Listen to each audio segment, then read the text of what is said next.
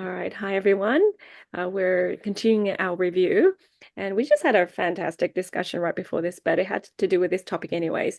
When, people are schnasty around you, um, they, if they present some of these things, most likely that they have a self-love issue. And, basically, if a person has a great sense of self-love, they wouldn't be nasty anyways around people, right?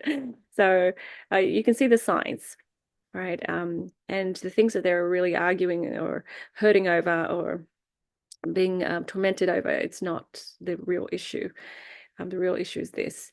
So, if you have a good sense of self-love, you absorb more nutrients, your body receives. But when you try to, I think for people who lack this self-love, when you're sharing and you're giving love, they just can't receive that love. They kind of don't believe you and they push it away. And it's reflected in how we absorb our nutrients as well. Boosts immunity, reduces the disease, right? Eliminates toxins, all of these things. Positive self-talk. If they're critical of themselves, they are going to be more likely to be critical of others. They can't see the positive things in others because they haven't been used to praising others. So no point to, just telling them to praise and be kind, because they don't do it for themselves. And that kindness is just kind of surface if they do. All right. And attracting abundance and in all ways.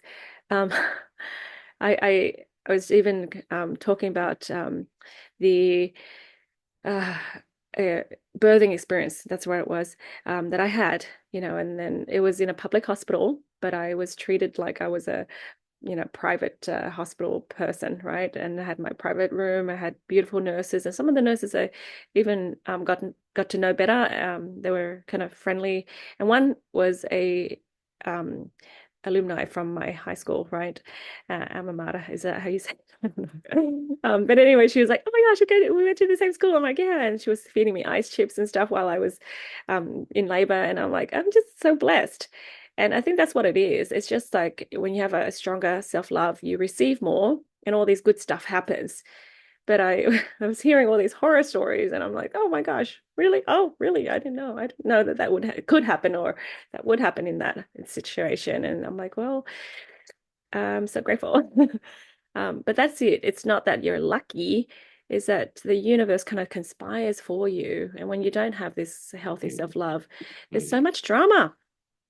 We blame people and blame things.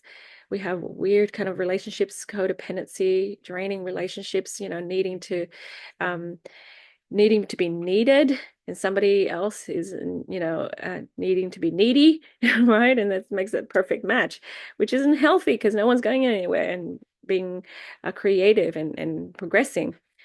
Self-sabotaging, a lack of endurance and commitment to things. That's huge. And I see a lot of kids that experience that. They give up before they even try.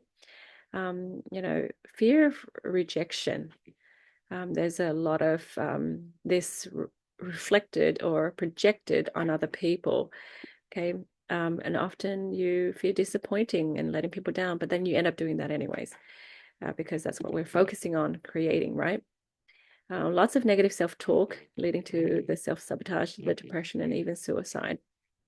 Um, Guys, this is so big, and we need to be very aware of that in our children, and that's why we invest time in creating our relationship with the children that we are responsible for, and it will manifest in gut problems and other inflammatory health issues.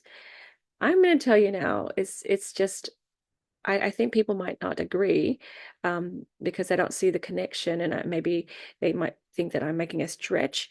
But like, were you drawing on your own energy um, to create something, right? To create and help people heal.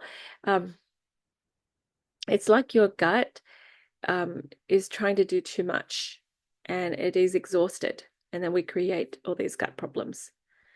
And inflammation, it doesn't just happen because your body is broken and it's like lucky or unlucky, of you to have suddenly this inflammatory um, autoimmune issue.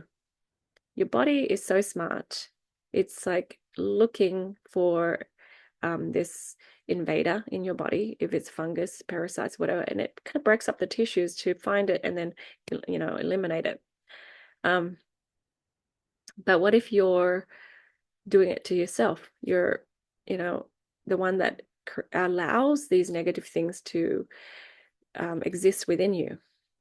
So we're constantly allowing fungus to grow, allowing parasites to make a home inside of us, right? And it's just a reflection of these, dark thoughts and energies. Okay, when we allow and hold on to that, our body is constantly trying to fight it, and it can't. So you have this self-inflicting pain. But I find that when I help people receive self-love, their body starts to filter and eliminate a lot of that fungus, parasites, bacteria, and stuff, and their body starts to feel better. There's no more inflammation, right? Or people who have anger issues, right? Anger hides some sort of fear, and the fear is like a lot of self-love fear, right? Well, those people, they're not producing, bile and all of these things to, or the substance to break down the fats and the sugars, to metabolize sugars, and then we create, all this weight issue, right? And I think that's because we're more fearful of, what's happening, what might happen to us in the world. And so as we clear these layers, I feel like the weight will be better, the sense of peace will come back, and our body will function better. Okay. So I could just see that connection. And I know maybe people might think I'm stretching it, but I just, I think try it, and to see if your physical health improves there. Self-critical and intolerant. I wonder why we are so critical of ourselves. It's a form of self-correction, and it's important, isn't it? We need to correct ourselves when we're wrong. But the criticism it goes towards judgment. I made this mistake, therefore I'm a bad person. It's kind of like conclusive judgment, right? Instead of self correcting. So we need to be clear that I am self-correcting. Note to self, don't do that again because that didn't work out. Okay, that's fine. I learned the lesson. But if we take it further and make it into a personal attack, right? That's what hurts. So I think it's not like, oh, I'm the best, I'm the best, I'm nothing, I'm so good, I'm so good. Nothing like that. That's taken it too far to the other extreme, where you are delusional, right?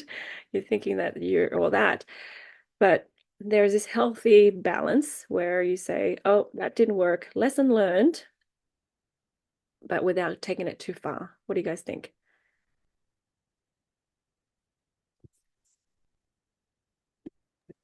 Man, I'm having a hard time getting my phone to unmute today. Sorry. I think that's true. There's a very fine line between self-correction and self-deprecation, And so I think it's important to learn a lesson, but not beat yourself up in the process. Yeah. Celine? Yeah, I'm finding that, unlearning the Yeah. negative self-talk, Mhm. and yeah, just trying to, yeah, focus on, being kinder to myself, because that's where it all starts. It all starts from within. You've got to love yourself, and, love God, and yeah, otherwise it'll just, I guess, like spill over into your relationships, and it's just Mhm. not helpful. Mm. Yeah. You're gonna reflect that in all the other areas of your life. So you want to catch Hmm. it before it does that. Yeah. Yeah. Yeah, How yeah, does that's it what help though? that comes.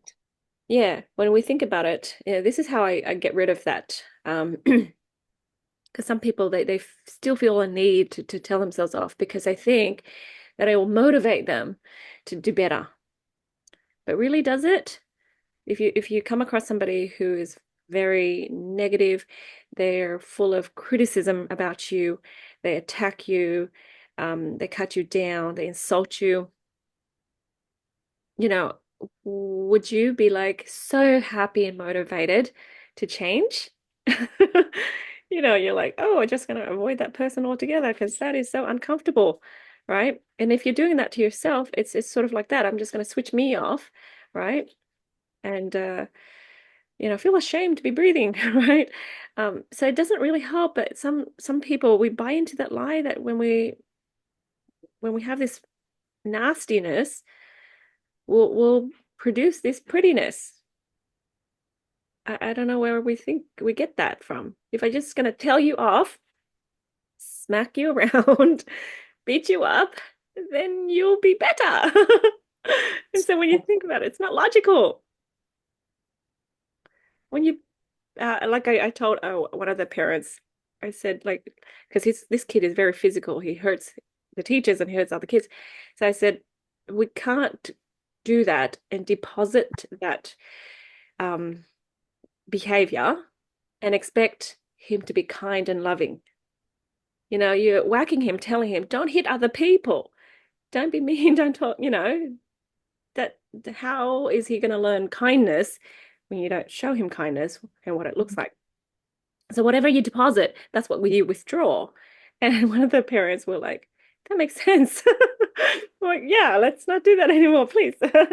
Right. So if you want to build somebody up, you deposit lots of love and confidence and comfort and encouragement. Yeah. It's like that saying, like you get what you give. Yeah. Yeah, exactly. But no, when we're not thinking clearly, we do that. And it's a human thing because that's culture. Yeah. It's culture. You yell and you criticize and stuff. And then people are not going to be motivated to be better. So yeah, we just need to be aware that this criticism, um, self-deprecation is not helpful, right? We can do feedback, we can do self-correction, right? To understand where we went wrong, and then we can set a plan to do things better, and that's I think as far as you should go, instead of taking it too far. Like the hurt, we run away from hurt and pain. We run towards love. So like create that love so we can run towards it. And the sign that it's successful is that you're so inspired and motivated, and you don't even need to, push with willpower to do something that you want to do. You just, remember to do it. You don't feel lazy about it. You're just inspired and you just want to get up and keep going, keep doing it, keep trying again. Yeah. I just love the little kids. So when I get to teach them those things, I say, "Oh, you made a mistake. Is our mistakes bad, you guys?" And everyone's like, "No, what do? We try again." And I'm like, "Good job." And then I see little kids going, "Oh, well, can I try again?" I'm like, "Of course, go back. Rub it out, do it again." It's like this repetitive chanting that we do because I don't know, maybe they're not getting any of it at home, and it's like, "Oh, I don't want to try, I don't want to try." And I'm thinking, this is a reflection of what they have at home. They've never tried this. Of course, they're going to make a mistake. But when they make a mistake, there's so much punishment that they don't bother to try again or try anything new because what if they make a mistake? Yeah, it's just painful every time you learn. So it doesn't have to be painful as a learning tool, right? Um, but yes, I do agree that, pain will really teach us. So, you burn yourself, you remember, but you don't have to add to that pain. That's what I'm saying. Yeah. So people with a lack of self-love are critical and judgmental, and they're never satisfied or content. So no matter which way you go, they still find something bad and negative. So it's sort of like choosing to argue against something. You'll find all the evidence, and you'll never be on the other side where you see the positive. Okay. Um, Speaking of judgmental, sometimes people are afraid of judging I think that's wrong because we need to judge righteously. We use our God-given intelligence to judge righteously. So don't be fearful of judging. Judge righteously, though. Okay, so I would say, give that person the benefit of the doubt. I see that the person has a, horrible childhood. I can see where they're coming from. I'm sure that they're trying their best, you know, but at this point, this behavior is no good. Okay, that's fair because if you judge like that, then you're going to do that same thing to yourself. Okay, I didn't have those skills. Um, I made a mistake. I'm trying my best. That's fair.